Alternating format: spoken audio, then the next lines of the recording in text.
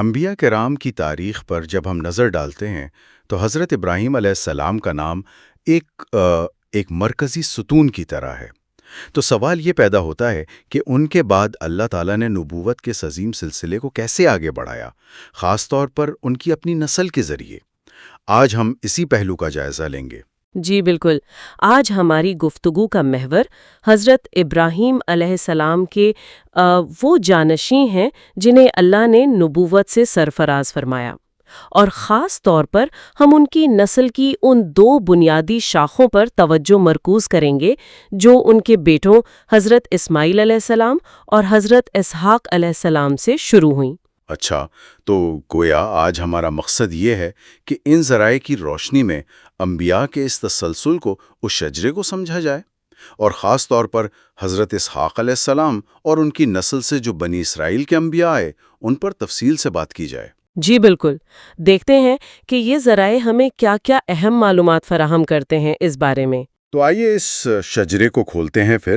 حضرت ابراہیم علیہ السلام کے بعد نبوت کے سلسلے کی یہ تقسیم کیسے ہوئی؟ یہ دو شاخیں کیسے بنی؟ دیکھیں، حضرت ابراہیم علیہ السلام کے بعد نبوت کا جو سلسلہ ہے وہ بنیادی طور پر دو الگ الگ آپ کہہ لیں راستوں پر چلا۔ ایک راستہ تو ان کے بڑے بیٹے حضرت اسماعیل علیہ السلام سے شروع ہوا جو حضرت ہاجرہ کے فرزند تھے۔ جی۔ ان کی نسل سے پھر عرب قبائل وجود میں آئیں۔ حضرت اسماعیل نے خود جزیرہ نما عرب میں اللہ کی وحدانیت کا پیغام پہنچایا، اور تاریخ کا ایک بہت اہم واقعہ وہ یہ کہ انہوں نے اپنے والد حضرت ابراہیم کے ساتھ مل کر خانہ کعبہ کی تعمیر کی۔ ہاں، یہ تو بہت ہی اہم ہے۔ جی، اور سب سے بڑھ کر اسی نسل اسماعیل میں آخر میں اللہ کے آخری نبی حضرت محمد صلی اللہ علیہ وسلم کی بعثت ہوئی۔ اچھا، تو ایک شاخ یہ عرب دنیا کی طرف گئی جہاں سے ہمارے پیارے نبی صلی اللہ علیہ وسلم تشریف لائے، اور دوسری شاخ حضرت ابراہیم علیہ السلام کے دوسرے بیٹے حضرت اسحاق علیہ السلام سے چلی جو حضرت سارہ کے فرزند تھے۔ ان کی نسل بنی اسرائیل کہلائی، اور ان کا مرکز زیادہ تر فلسطین اور اس کے آس پاس کا علاقہ رہا۔ حضرت اسحاق نے بھی اپنے والد کے دین یعنی توحید کی دعوت دی۔ ان کی نسل کی خاص بات یہ ہے کہ اس میں بے شمار بہت زیادہ انبیاء کرام مبعوث ہوئے۔ اچھا جی، جن میں حضرت یعقوب، حضرت یوسف، حضرت موسیٰ، حضرت داؤد، حضرت سلیمان اور حضرت عیسیٰ علیہ السلام جیسے بڑے جلیل القدر پیغمبر شامل ہیں۔ یہاں یہ بات بھی شاید قابل ذکر ہے، ذرائع بتاتے ہیں کہ حضرت ابراہیم کے بھتیجے حضرت لوط وہ بھی نبی تھے؟ جی بالکل، حضرت لوط علیہ السلام بھی نبی تھے۔ انہیں سدوم کی بستی کی طرف بھیجا گیا تھا۔ وہ قوم پھر اپنی شدید اخلاقی پستی اور گناہوں کی وجہ سے اللہ کے عذاب کا نشانہ بنی۔ وہ ایک الگ واقعہ ہے۔ صحیح، تو یہ تقسیم سمجھنا بہت ضروری ہو گیا۔ ایک اسماعیلی سلسلہ عربوں سے متعلق جو حضرت محمد صلی اللہ علیہ وآلہ وسلم پر ختم ہوا، جی، اور دوسرا اسحاقی سلسلہ بنی اسرائیل سے جڑا جس میں انبیاء کی ایک لمبی فہرست ہے اور جس کے آخری نبی حضرت عیسیٰ علیہ السلام تھے۔ بالکل درست، یہی وہ بنیادی تقسیم ہے۔ اب ذرا حضرت اسحاق علیہ السلام کی شخصیت اور ان کے اپنے کردار پر تھوڑی گہرائی سے نظر ڈالتے ہیں۔ اس پورے سلسلے میں ان کی ذاتی اہمیت کیا ہے؟ حضرت اسحاق علیہ السلام اللہ تعالیٰ کے نہایت برگزیدہ پیغمبر تھے۔ ان کی اہمیت کا اندازہ اس بات سے لگائیں کہ ان کا ذکر صرف قرآن مجید میں نہیں بلکہ تورات میں بھی تفصیل سے ملتا ہے، اور ان کی پیدائش وہ خود آپ کہہ لیں اللہ تعالیٰ کی قدرت کا ایک عظیم نشان، ایک معجزہ تھی۔ معجزہ، یہ بات تو سننے میں بہت دلچسپ لگ رہی ہے۔ کس طرح سے یہ معجزہ تھا، ذرا بتائیے گا۔ جی، ہوا یوں کہ حضرت ابراہیم علیہ السلام اور ان کی زوجہ حضرت سارہ علیہ دونوں ہی بہت زیادہ عمروں کو پہنچ چکے تھے، مطلب بظاہر اولاد ہونے کا کوئی امکان نظر نہیں آتا تھا۔ ایسی آپ کہہ لیں مایوسی کی سی حالت میں اللہ تعالیٰ نے فرشتے بھیجے، اور ان فرشتوں نے انہیں نہ صرف ایک بیٹے کی بشارت دی بلکہ یہ بھی بتایا کہ وہ بیٹا علیم یعنی صاحب علم اور نیک ہوگا، یعنی حضرت اسحاق علیہ السلام۔ سورۃ الصفات میں اللہ فرماتا ہے آیات 112 میں، اور ہم نے اسے اسحاق کی خوشخبری دی جو صالحین میں سے ایک نبی ہوگا۔ یہ تو واقعی حیران کن خبر ہوگی، خاص طور پر حضرت سارہ کے لیے اتنی زیادہ عمر میں۔ بالکل، قرآن مجید میں آتا ہے کہ حضرت سارہ تو حیرت زدہ رہ گئیں۔ انہوں نے کہا کہ بھلا اس بڑھاپے میں میرے ہاں اولاد کیسے ہو سکتی ہے جبکہ میرے شوہر بھی بوڑھے ہیں؟ جی ہاں، تو فرشتوں نے انہیں تسلی دی اور کہا کہ یہ اللہ کا حکم ہے اور وہ جو چاہتا ہے کر گزرتا ہے۔ سورت ہود کی آیت 71 میں اس مکالمے کا ذکر ہے اور ساتھ ہی یہ بشارت بھی کہ تو ہم نے اسے اسحاق کی بشارت دی اور اسحاق کے بعد اس کے بیٹے یعقوب کی بھی۔ اچھا، یعقوب کی بھی بشارت ساتھ ہی دے دی گئی۔ جی، یہ بھی ایک خاص بات ہے۔ تو یہ پورا واقعہ اللہ کی قدرت کاملہ اور اس کی رحمت کی ایک آپ کہیں بہت واضح مثال ہے۔ زبردست۔ اچھا، پھر ان کے خاندان اور نسل کے بارے میں کیا تفصیلات ملتی ہیں؟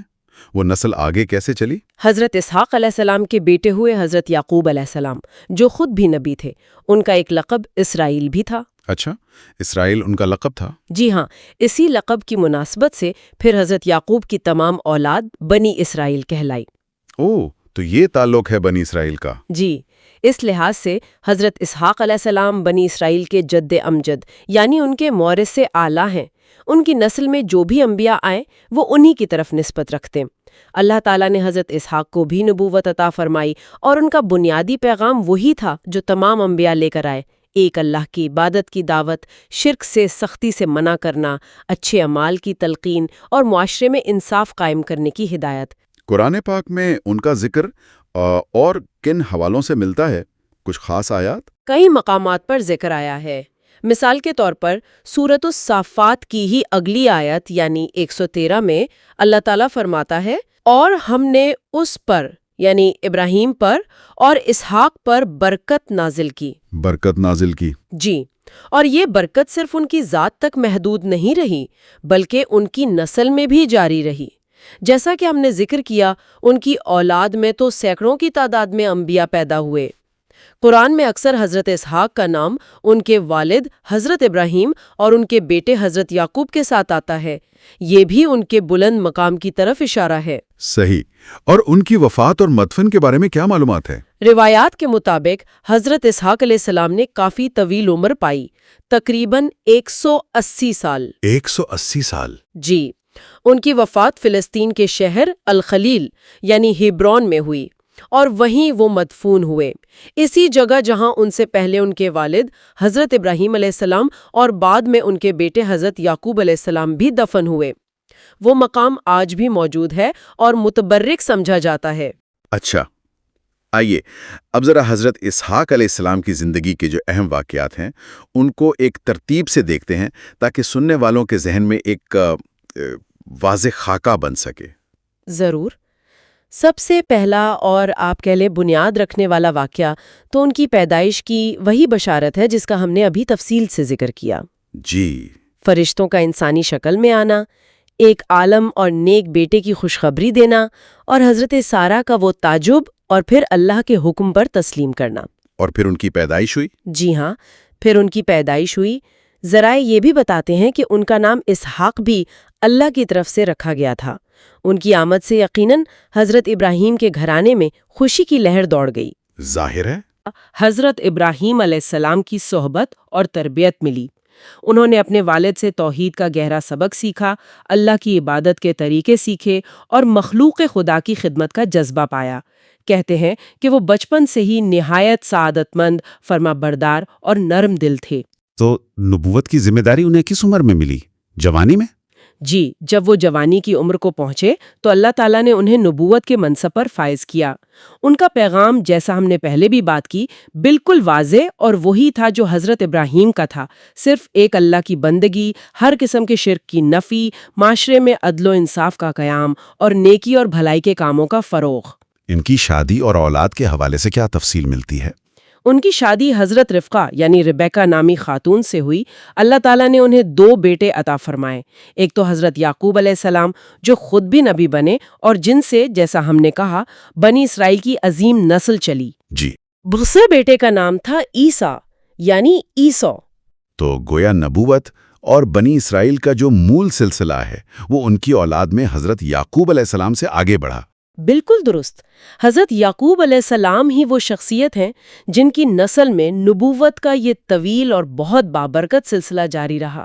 اسی لیے حضرت اسحاق علیہ السلام کو بنی اسرائیل کا بانی یا آپ کہہ لیں فاؤنڈر فادر کہا جاتا ہے۔ صحیح۔ آخر میں ایک بھرپور اور بابرکت زندگی گزارنے کے بعد جیسا کہ پہلے بتایا تقریباً 180 سال کی عمر میں ان کی وفات ہوئی اور وہ الخلیل میں اپنے والد اور بیٹے کے پہلو میں آسودہ خاک ہوئے۔ اچھا، تو یہاں سے یہ سلسلہ واقعی بہت دلچسپ اور وسیع ہوتا جاتا ہے۔ حضرت اسحاق علیہ السلام کے بعد ان کی نسل میں کون کون سے عظیم انبیاء تشریف لائے؟ یہ زنجیر کیسے قدم بقدم آگے بڑھتی ہے؟ جی، یہ اللہ تعالیٰ کی خاص عنایت تھی کہ حضرت اسحاق علیہ السلام کی نسل میں نبوت کا سلسلہ جاری رہا۔ ان کے بیٹے حضرت یعقوب علیہ السلام، جن کا لقب اسرائیل تھا، وہ نبی ہوئے۔ پھر حضرت یعقوب کے 12 بیٹوں میں سے ایک حضرت یوسف علیہ السلام نبی ہوئے، جن کا قصہ تو قرآن میں بہت تفصیل سے بیان ہوا ہے۔ ہاں، قصہ یوسف تو بہت مشہور ہے۔ جی، اور جنہیں اللہ نے مصر میں ایک غیر معمولی اقتدار اور حکمت عطا فرمائی۔ حضرت یوسف کے بعد پھر کون سے بڑے نام آتے ہیں سلسلے میں؟ حضرت یوسف علیہ السلام کے کافی عرصے بعد جب بنی اسرائیل مصر میں فرعون کی غلامی اور ظلم کا شکار تھے تو اللہ تعالیٰ نے ان کی رہنمائی اور نجات کے لیے 2 بھائیوں کو بھیجا۔ حضرت موسیٰ اور ہارون علیہ السلام؟ جی بالکل، حضرت موسیٰ علیہ السلام اور حضرت ہارون علیہ السلام۔ حضرت موسیٰ کو اللہ نے بڑے عظیم معجزات عطا کیے، فرعون سے نجات دلائی اور سب سے اہم ان پر مقدس کتاب تورات نازل فرمائی۔ تورات جو بنی اسرائیل کے لیے شریعت کی بنیاد بنی؟ جی، ان کی شریعت کی بنیاد بنی۔ پھر تو آگے چل کر بادشاہت اور نبوت کا امتزاج بھی نظر آتا ہے، جیسے حضرت داؤد اور سلیمان علیہ السلام کی صورت میں۔ صحیح فرمایا آپ نے، حضرت موسیٰ علیہ السلام کے بعد بھی انبیاء کا سلسلہ جاری رہا۔ اسی سلسلے میں پھر حضرت داؤد علیہ السلام تشریف لائے۔ اللہ نے انہیں نبوت بھی دی اور بادشاہت بھی عطا فرمائی۔ اور ان پر زبور نازل ہوئی؟ جی، ان پر مقدس کتاب زبور نازل ہوئی۔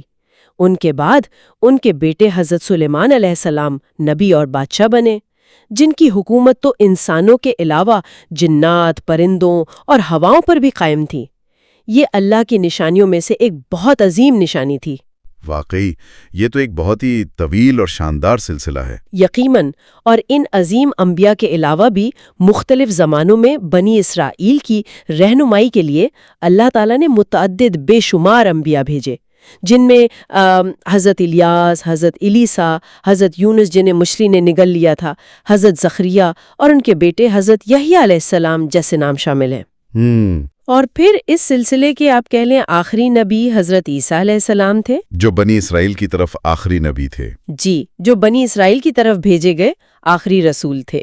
انہیں اللہ تعالیٰ نے انجیل عطا فرمائی، انہیں مردوں کو زندہ کرنے جیسے عظیم معجزات دیے گئے، اور جب بنی اسرائیل نے ان کی شدید مخالفت کی تو اللہ نے انہیں زندہ آسمان پر اٹھا لیا۔ تو اس ساری تفصیل کا خلاصہ یہ ہوا کہ حضرت اسحاق علیہ السلام کی اولاد ہی بنی اسرائیل کہلائی۔ جی، اسی نسل میں اللہ نے سینکڑوں انبیاء بھیجے اور بنی اسرائیل کی طرف نبوت کا یہ سلسلہ حضرت عیسیٰ علیہ السلام پر ختم ہو گیا۔ بالکل۔ اور اس کے بعد جیسا کہ ہم نے شروع میں ذکر کیا، نبوت کی مہر حضرت ابراہیم کی دوسری شاخ یعنی حضرت اسماعیل کی اولاد میں حضرت محمد صلی اللہ علیہ وآلہ وسلم پر لگی۔ بالکل صحیح، نبوت کا اختتام پھر وہاں ہوا۔ اچھا، ان تمام تفصیلات اور واقعات سے ہمیں کیا اہم باتیں، کیا گہرے سبق ملتے ہیں جو آج بھی ہمارے لیے رہنمائی کا باعث بن سکتے ہیں؟ جی، حضرت اسحاق علیہ السلام کی زندگی اور ان کے ذریعے جاری ہونے والے نبوت کے اس عظیم سلسلے سے کئی آپ کہہ لیں کلیدی نکات یا نقطۂ عبرت سامنے آتے ہیں۔ پہلا اور سب سے نمایاں سبق تو اللہ تعالیٰ کی لامحدود قدرت کا ہے، جس کا مظاہرہ حضرت اسحاق علیہ السلام کی معجزانہ پیدائش میں ہوا۔ صحیح۔ یہ ہمیں سکھاتا ہے کہ اللہ کے لیے کچھ بھی ناممکن نہیں، چاہے حالات بظاہر کتنے ہی مایوس کن کیوں نہ ہوں۔ اور اس کے علاوہ دوسرا اہم سبق سچے ایمان اور صبر کا ہے۔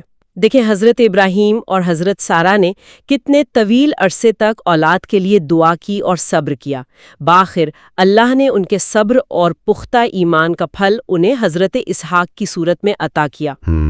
یہ اس بات کی دلیل ہے کہ اللہ اپنے مخلص بندوں کی دعاؤں کو سنتا ہے اور ان کے صبر کا بہترین اجر دیتا ہے، خواہ وہ دنیا میں ملے یا آخرت میں۔ عملی زندگی گزارنے کے حوالے سے کیا رہنمائی ملتی ہے؟ ان انبیاء کی زندگی خاص طور پر حضرت اسحاق کی زندگی ہمیں چند بنیادی اصولوں پر مضبوطی سے قائم رہنے کا درس دیتی ہے۔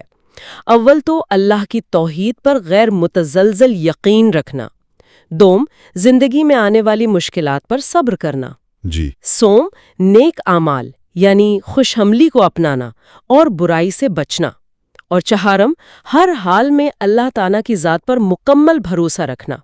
یہی وہ اصول ہیں جو آپ دیکھیں تو تمام الہی مذاہب کی مشترکہ تعلیمات کا نچوڑ ہیں۔ درست۔ ایک اور قابل غور نکتہ وہ یہ ہے کہ نیک اور صالح اولاد اللہ کی بہت عظیم نعمتوں میں سے ہیں۔